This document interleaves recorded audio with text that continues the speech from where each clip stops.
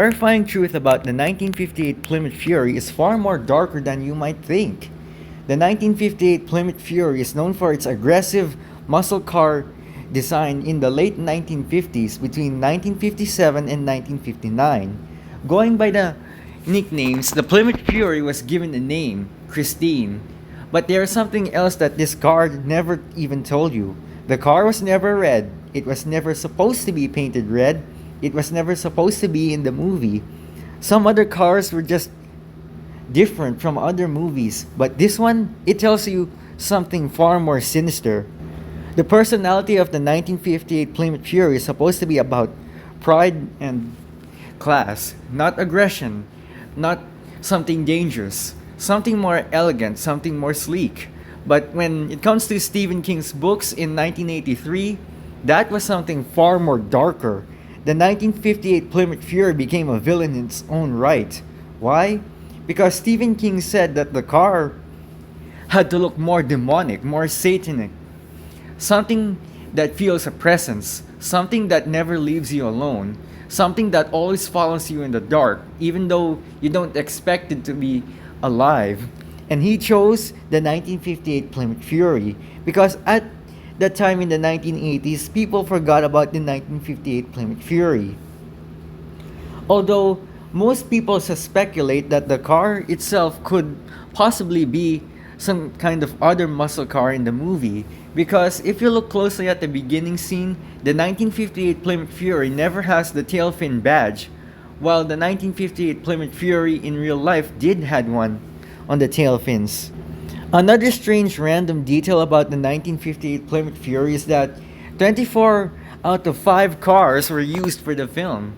Some cars were used for wrecks, some of them were used for stunt driving, some of them were meant to be crushed, and some were used for beauty shots. Some of them were faked, some of them were supposed to be faked in order to do those reviving scenes. But guess what? Only a real-life 1958 Plymouth Fury was never used for the movie. So what they did was use Belvedere Plymouth Furies and Plymouth Savoys instead of the real 1958 Plymouth Fury. This may allude to the fact that most movie vehicles were not using real-life car models since producers never got the idea of how the car should look like. And here's another detail that you might have noticed.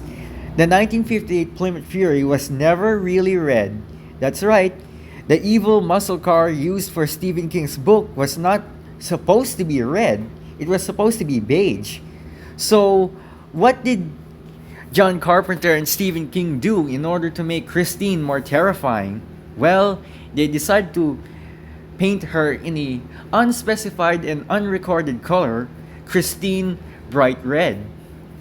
In fact, most Plymouths were painted Christine red, like the hero car. The hero car was taken to a private collector as a tribute. In fact, most Plymouth fans got the idea of recreating Christine by painting her, well, bright red.